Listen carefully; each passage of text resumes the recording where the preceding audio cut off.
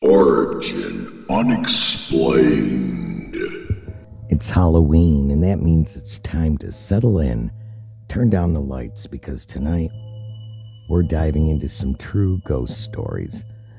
Not the kind full of screams and jump scares, but the kind that stay with you. The kind that make you glance over your shoulder or wonder what's just out of sight. These are the quiet ones, the strange ones, the stories that creep in slowly and never let go. I'm Sue, and this is Origin Unexplained, and let's get on with some of those spooky tales. It started quietly inside one of the department stores at a shopping mall in Wisconsin. Nothing dramatic, no slamming doors, no cold spots, only strange, subtle things that kept happening. Things no one could explain. Toys had been sealed or found opened. Puzzle pieces were scattered. Dolls were left standing upright in the middle of the aisle as if someone had just been playing and walked away. Candy packages, even the sealed ones near the front counter, were sometimes discovered unwrapped or torn open, usually half empty with no explanation. It was always aisle 9. Customers began to ask questions. Is there a daycare group here today? Or there was a little boy running through the toy section alone that kept calling his mother. Whose kid was that? The descriptions were always the same. A little boy, maybe 6 years old, with brown hair and a red sweater. No child was ever found. No parent ever came forward to report a missing one. Security footage never showed a child. Now, occasionally, a single point of light would appear on camera with a flicker near the shelves. Like a reflection with no clear source, it would appear for a frame and vanish the next. What did stand out in the footage was how some of the toys had moved. They did not fall. They were knocked down by vibrations or shifting displays. Certain boxes appeared to move slightly, rising from the shelf just enough to clear the edge before drifting forward and dropping gently on the floor. It looked as though someone or something was picking them up and placing them down again with care. The most unsettling part was not what people saw, it was what they felt. A woman pushing a cart said she felt a small hand tug her sleeve while she was passing through the toy section. She turned, expecting to see a child nearby, but no one was there. Another customer stumbled after being bumped in the hip and insisted a child had run into her. When she looked around, the aisle was completely empty. One man explained that he felt someone tugging the bottom of his jacket as he walked. It felt like a child holding on to him. He stopped walking, but the sensation continued for a few steps before it released. After that, he left the store and never returned. Eliza, a cashier who often worked evenings, began to take notice. She disliked the way toys would end up off the shelves behind her, even when no customers were nearby. One evening, she turned around and discovered a row of dolls had lined up across the floor. Faces forward, evenly spaced, as if they were being presented for display. This only happened in aisle 9. She began researching the property, starting with curiosity, then with determination. After a couple of months, she found something buried in local records. In 1947, long before the mall existed, the land had been home to a small general store. It was the type of place that sold candy, household supplies, and simple toys. According to an old newspaper clipping, a young boy had died inside the store. While his mother was shopping, he had climbed a tall shelving unit in an attempt to reach something. The shelving tipped forward and collapsed onto him, and he was crushed before anyone could help. The store closed not long after the incident. The land sat vacant for a few years until a portion of it became part of the shopping mall. It looked as though the location where the shelves had fallen aligned precisely with aisle 9. No one has ever seen the boy directly. He is never caught on camera. However, people continue to feel his presence. Late-night employees have reported hearing faint footsteps between shelves. Some have described hearing a light giggle just under their breath. Others claim they have felt a brush against the leg or a tug at the edge of a sleeve or even a coat. Each time they turn to look, the space around them is empty. The toys continue to move on their own, and candy wrappers still show up where no one remembers placing them. Boxes lift themselves off shelves without reason, and the unexplained light appears from time to time. And aisle 9, well, it continues to have the highest rate of missing or misplaced product in the entire store. Management calls it theft. The employees who have worked there long enough to know the truth, it is not theft. It is a little one still playing. The man lived alone in a small cabin deep in the Wisconsin woods. The trees grew thick around the property, and the nearest neighbor was miles away. He liked the quiet. His days were simple, splitting wood, tending a small garden, and burning trash every few days in a metal barrel near the edge of the clearing. One cold afternoon, he heard scratching at his cabin door. The sound was steady and deliberate. He opened it, and a large dog had stood on the porch.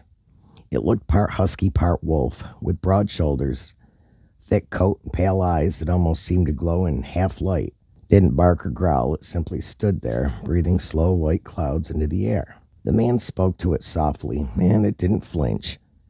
When he turned around to get some food, the dog moved toward the steps, looked back at him, and whined. He wanted him to follow. He pulled on his jacket and stepped outside. The animal trotted ahead, pausing every few yards to make sure he was still coming. It led him around the clearing behind the cabin. That was when he smelled smoke. The fire barrel was glowing at the bottom, and a gust had carried scraps of burning paper out into the dry grass. A small line of flame was already crawling toward the shed. He ran for the hose, doused the barrel, and stomped out the edges until the smoke turned white and the ground hissed. When it was finished, he stood still for a long time, watching the last bit of steam rise into the cold air. The dog sat near the trees, silent, watching him. He thanked it out loud. It tilted its head with eyes catching the reflection of the dying fire. Then it walked back toward the cabin with him and stayed nearby for the rest of the afternoon. He split wood, carried water, and the dog followed. It rested in patches of sun that fell across the yard. No, it didn't seem wild anymore, only calm, as if it belonged there. As the day faded, the man went inside to fix supper. He checked the door every so often to see if the dog was still there. When the sky turned orange, he opened the door and called to it. The dog stood at the edge of the porch, facing the woods. Its ears twitched. Somewhere in the distance, a faint whistle carried through the trees, slow and even, like someone calling for a companion. The dog turned its head toward the sound, then looked back at the man. "Come on," he said quietly, holding the door open. The dog didn't move. He gave one low whine, stepped off the porch, and started toward the woods. The man followed it with his eyes until he saw movement in the clearing. A figure was standing there, a man in a long coat, motionless, half hidden by the shadows. The stranger raised his arm in a slow, easy wave, never speaking a word. The dog reached him, stopped at his side, and together they began to walk away. But they started to glow and literally faded out. A couple of years later, 2 officers knocked on the man's door. They asked if he owned a large husky-like dog, and he said no. They asked if a dog matching that description had ever stayed on the property. He said one had, but only for a day. The officers explained that a man had been found on a road a few miles away from the cabin. He had been scratched up badly, and he had bite marks and a torn jacket and blood on his arms. They said the guy was carrying a tarp, duct tape, rope, and a handgun. He had told them that a large dog had attacked him near a cabin. He said the dog wouldn't let him get any closer. He never made it to the house. I'm actually surprised that he admitted he was going to the cabin, honestly. The man just nodded slowly. "I don't know where that dog came from," he said, "but damn, I'm damn sure glad it showed up when it did." You ever walk into a place and just feel like you're not alone, even when you know for a fact nobody else is there? Well, that's what happened to Lisa when she went to visit her friend Cheryl, who had just moved into an old Victorian home in upstate New York. The place had a stunning big wraparound porch, antique book knobs, and those tall, narrow windows that looked like they've seen a century of secrets. Cheryl had just finished unpacking the last of her boxes, and Lisa was coming over to help decorate. Now, Cheryl had warned her the house was quirky. The doors creaked open, the lights flickered sometimes, and the upstairs always felt a little colder.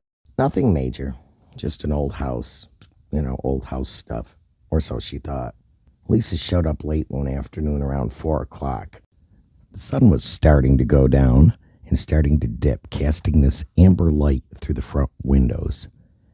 As she stepped inside, the first thing she noticed was this woman was sitting on the staircase. She was not standing, rather sitting, kind of slumped forward, elbows on her knees, just watching. Lisa figured it was maybe a relative helping Cheryl move in. She smiled and said, "Hi." The woman didn't answer. She didn't move. She just stared. So Lisa, a little thrown off, headed into the living room and found Cheryl lighting some candles. "Hey, Lisa," she said, trying to sound casual. "Is your mom here or something?" Cheryl looked confused. "No, it's just me." Lisa frowned. "There's someone on your stairs." So the two of them walked out to the foyer together, but you guessed it, no one was there. Cheryl kind of laughed it off. You probably just saw a shadow or something. It happens. This house plays tricks. Now, Lisa wasn't the kind of person to jump at shadows. She knew what she saw, but whatever. She brushed it off and figured maybe her brain had somehow glitched from the lighting. So, fast forward to that evening. They just finished hanging curtains. In the guest room, that is, when Lisa heard a creak behind her, like someone had stepped onto the landing. She turned around expecting to see Cheryl, but no one was there. And then she heard it. A voice. Soft, sad. A woman's voice coming from the hall. "Is this my house?" She wasn't hostile. It wasn't even loud. It was like someone genuinely lost, trying to make sense of what was happening. Lisa froze. Every hair on her arm stood straight up. She backed up slowly and called for Cheryl, and when they searched the entire upstairs together, they found nothing. No one. All the windows were locked from the inside, every door was shut that night, and Lisa even slept with the light on. Cheryl started having dreams after that. Always the same woman, always asking questions. Where is everybody? Or what happened? One night, Cheryl swears the woman asked her, "Did I fall asleep?" Things escalated slowly. The doorbell would ring at 3 a.m. with no one there. The same footsteps on the stairs. The same soft voice, always asking, yet never knowing. Cheryl started renovating the attic.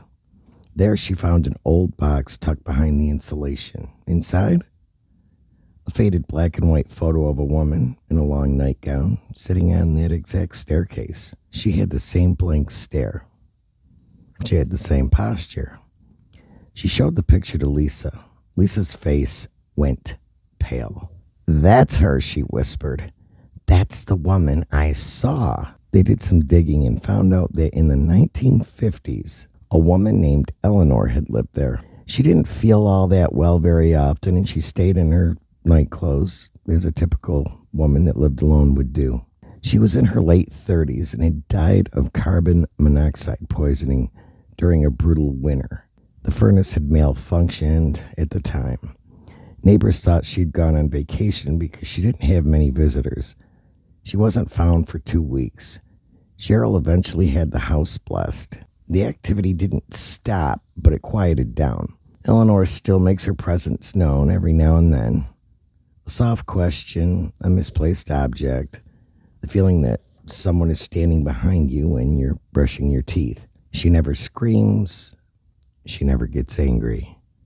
She just doesn't know she's dead, and she wants to go home. So, as the nights grow longer and the air turns colder, there's something about this time of year that makes the veil feel just a little thinner. Whether you call it Halloween, All Hallows Eve, or All Saints' Day, this is the season when the past brushes up against the present and not everything stays quiet. So as you head into the night, keep your senses sharp and your lights low. Some things only come around once a year, and some never really leave. I'm Sue, and this is Origin Unexplained. If you have a story that you'd like to tell, or you have a story that you want told, email us at Origin Unexplained, and that's UnXplained @gmail.com.